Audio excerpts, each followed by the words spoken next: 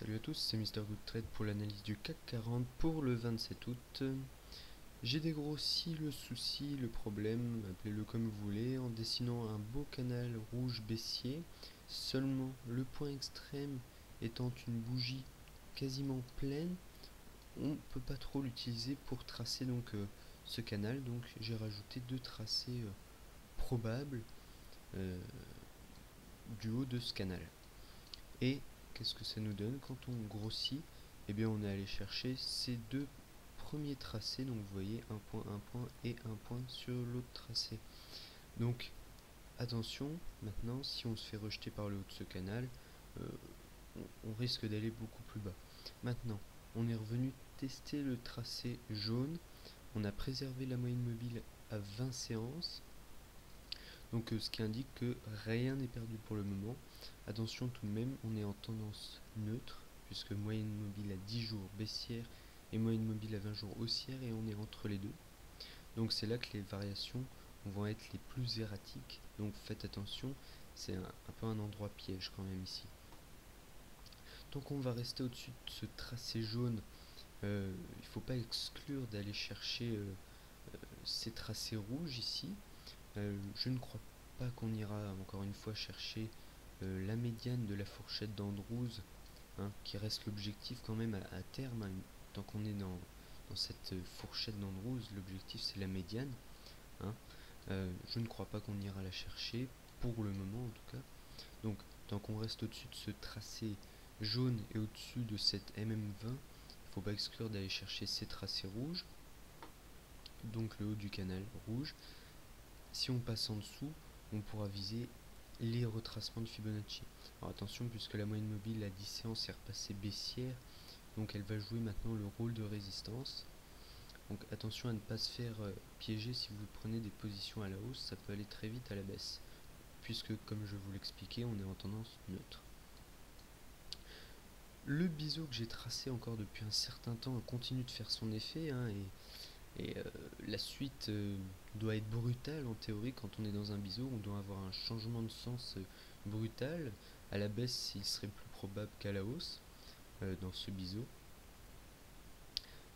Le gap ici, je pense que il sera d'actualité quand on ira, quand on sera passé en dessous des 61,8% de 61,80% de retracement de Fibonacci. Là, ça deviendra vraiment un objectif qui va nous aspirer.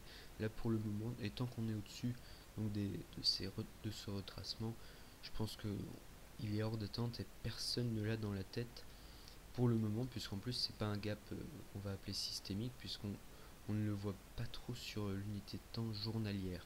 C'est pas vraiment un trou à vrai dire de cotation, mais ça reste un gap quand même. Donc pour les plus patients, eh bien, je vous propose d'attendre le bas de la fourchette d'Andrews, qu'on ira sûrement chercher un jour. Et donc pour les acheteurs, le bas de cette fourchette d'Andrews. Pour les vendeurs, eh bien, tenter de vendre à découvert ou acheter des certificats baissiers à l'intérieur de ces tracés rouges, hein, on peut encore aller les rechercher. Un petit mot sur la séance de vendredi. Donc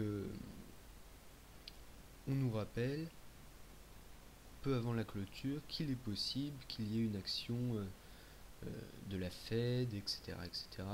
Bon, ça fait un an qu'on nous en parle. Avant, quand on nous en parlait, on prenait 4%, maintenant on prend 0,5%. Donc bon, attention, l'euphorie n'a été que de courte durée. Cependant, on signe quand même un chandelier haussier, puisqu'on a une longue mèche ici. On allait visiter des cours assez bas et on est finalement allé clôturer bien au-dessus des cours qu'on a visités durant la journée. Donc théoriquement, ça marque la fin de la hausse, de la baisse, pardon, qu'on a initiée depuis les 3525 points. Voilà. Donc attention à la tendance neutre, les tracés rouges pour vendre, les retracements de Fibonacci pour acheter et le bas de la fourchette d'Andrews pour acheter, avec le tracé jaune en arbitre. Voilà.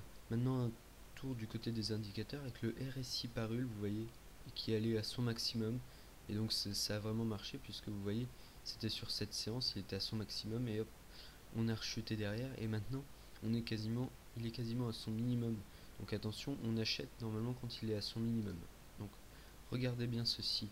Et d'ailleurs, je peux vous dire comment l'installer sur Pro Realtime. Il suffit de me demander en m'envoyant un mail. Le MACD donc passe en zone négative, comme le laissait imaginer l'histogramme qui s'était replié et que j'avais montré dans d'autres analyses. Et les volumes sont quand même assez faibles, ce qui signifie encore une fois qu'on est peut-être encore un peu haut perché. Voilà, et ça c'est mon avis bien sûr. Maintenant on va passer du côté hebdomadaire. Je vous expliquais il y a 2 semaines que quand on allait hors des Bollinger, généralement on allait chercher le bas de ces Bollinger. Donc les bandes de Bollinger ou Bollinger comme vous voulez, en bleu pâle, en fond bleu pâle. Donc regardez ici la dernière fois, hop, on allait chercher le bas. Ici on allait chercher le bas, donc là on invalide donc la sortie haussière en hebdomadaire de ces bandes de Bollinger. Donc attention maintenant à la suite qui peut être assez néfaste, on va dire.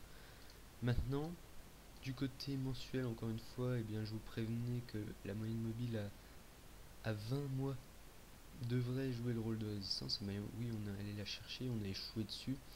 Le mois est quasiment fini, donc ça m'étonnerait qu'on clôture au-dessus pour le moment. Bon, on est en tendance neutre en mensuel, puisque sous la moyenne mobile à 20 mois baissière et au-dessus la moyenne mobile à 10 mois haussière. Donc attention, c'est là que les variations sont les plus erratiques, encore une fois. Voilà, donc prudence, prudence, ne rentrez pas n'importe comment, il y a des bons points d'entrée actuellement. En se protégeant par des stops, on peut espérer franchement prendre un train pour un gros mouvement, je pense. Donc voilà, bonne semaine et à bientôt.